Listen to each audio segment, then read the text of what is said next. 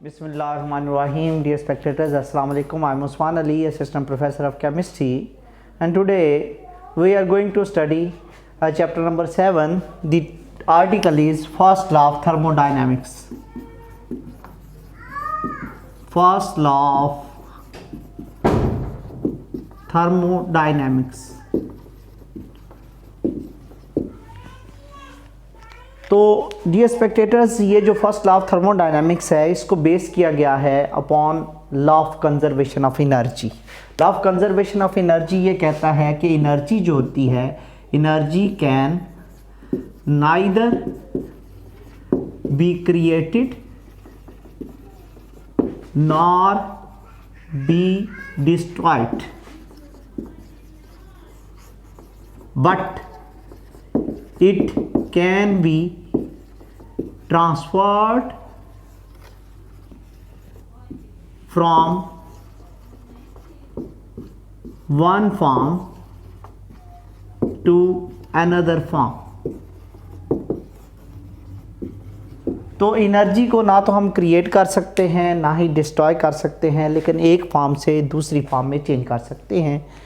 दूसरे लफ्ज़ों में हम ये कहते हैं कि दो चीज़ें होती हैं, एक होता है सिस्टम, एक होता है सराउंडिंग। अगर सिस्टम की एनर्जी इंक्रीज़ होगी तो सराउंडिंग की डिक्रीज़ हो जाएगी, अगर सराउंडिंग की इंक्रीज़ होगी तो सिस्टम की डिक्रीज़ हो जाएगी। तो टोटल एनर्जी सिस्टम और सराउंडिंग की क्या रहती है, कंजर्व्ड रहती है। तो दूसरे लफ्ज़ों में टोटल एनर्जी जो होती है, energy of system and surrounding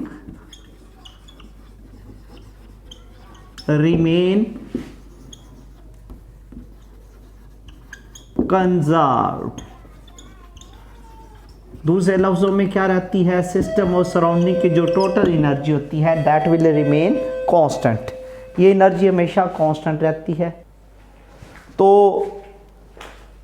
ये जो एनर्जी होती है ये सिस्टम को अगर दी जाए, इंटरनल एनर्जी में जो चेंज आता है ये सिस्टम और सराउंडिंग में एक्सचेंज होती है टू फॉर्म में।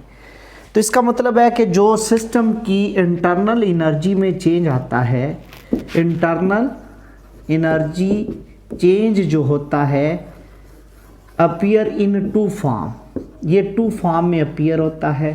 कौन कौन सी टू फॉर्म में अपीयर होता है, एक तो होती है हीट और दूसरा होता है वर्क। तो इंटरनल एनर्जी में आने वाला जो चेंज है ये टू फॉर्म में अपीयर होगा, एक होगा हीट और दूसरा होगा वर्क।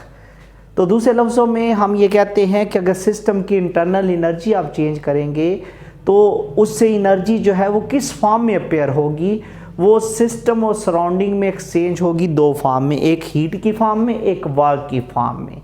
तो दूसरे लफ्ज़ों में हम ये कह सकते हैं कि जो इंटरनल एनर्जी में आने वाली चेंज है डेल्टा ई है, delta E is called as change of internal energy that appear in two form. One form is called as Q, Q is called as heat and another form is work और work is P delta V. P delta V क्या है, pressure volume work. तो change of internal energy जो है ये appear in two form. Number one is the form of heat, another form that is called as work. ये two form में appear होती है।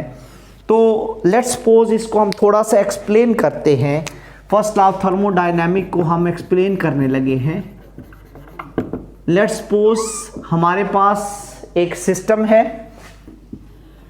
एक गैस है जिसको एक सिलेंडर में इनक्लोज किया गया है, और हम क्या करते हैं, इस सिस्टम के अंदर एक गैस है, इसका जो पिस्टन है this is called as piston.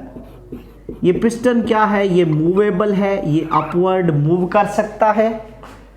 Let's suppose initial जो है हम ये कहते हैं इसका इनिशियल वॉल्यूम V1 है। अगर हम इसी सिस्टम को क्या प्रोवाइड करेंगे, इसी सिस्टम को हम हीट प्रोवाइड करेंगे। हीट किस फॉर्म में अपीयर करेंगे, in the form of Q. Q की फॉर्म में हीट हम देंगे, सिस्टम को हीट एनर्जी प्रोवाइड करेंगे।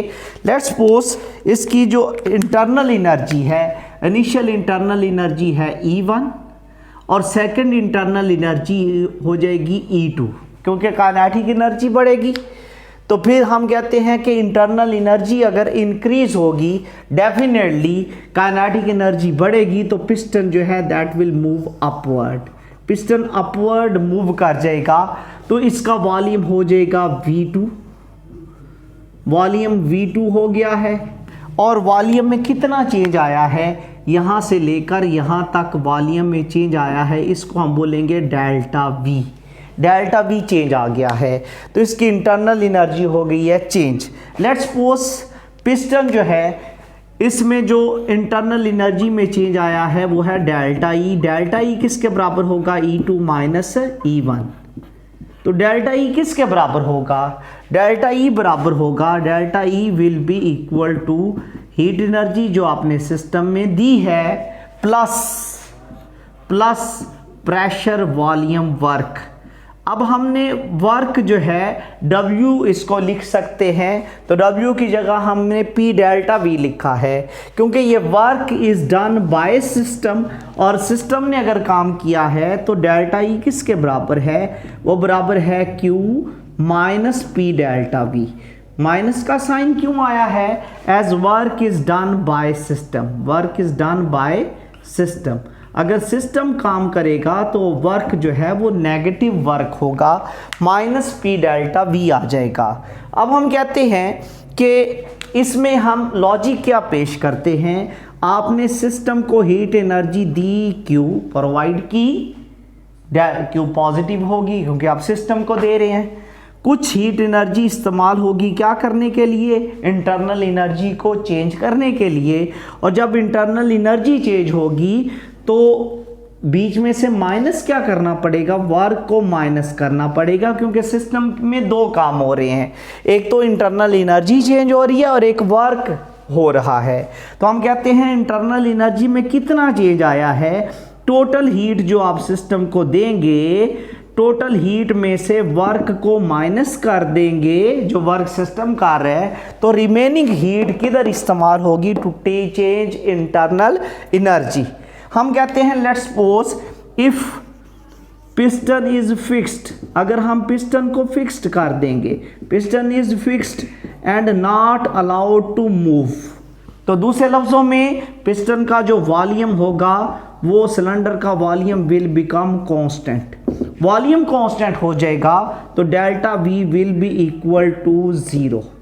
जब डेल्टा V 0 हो जाएगा तो फिर हम कहते हैं कि डेल्टा E किसके बराबर है, डेल्टा E बराबर है Q minus P delta V, और P डेल्टा V जो है delta E will be equal to Q minus P delta V। Delta V कितना हो गया है 0, क्योंकि वॉल्यूम को हमने क्या कर दिया कांस्टेंट, तो फिर वर्क भी कितना हो जाएगा, then P delta V will become equal to 0, ये भी 0 हो जाएगा। फिर डेल्टा E किसके बराबर होगा, delta E will become equal to Q, Q के नीचे हम क्या लिख देंगे V। V का क्या मतलब है, वॉल्यूम इज कांस्टेंट, तो इसका मतलब है कि एट कांस्टेंट वॉल्यूम, अगर वॉल्यूम कांस्टेंट होगा, at constant volume total heat energy given to system, आप जितनी भी सिस्टम को हीट एनर्जी देंगे किधर इस्तेमाल होगी, is used to change internal energy, to change internal energy. तो इसका मतलब है जितनी भी आप हीट एनर्जी सिस्टम को देंगे सारी की सारी किधर खर्च हो जाएगी, to change internal energy from E1 to E2, E1 से E2 करने में खर्च हो जाएगी। अक्सर ये लॉन्ग क्वेश्चन आता है, prove delta E is equal to QV, तो आप उसमें ये सारा कुछ लिख सकते हैं। तो इसका मतलब ये है कि आप जो भी सिस्टम को हीट एनर्जी देंगे वो किधर खर्च होगी, टू चेंज इंटरनल एनर्जी। कब हीट एनर्जी देंगे, जब वॉल्यूम क्या होगा, कांस्टेंट होगा। तो this is called as first law of thermodynamics.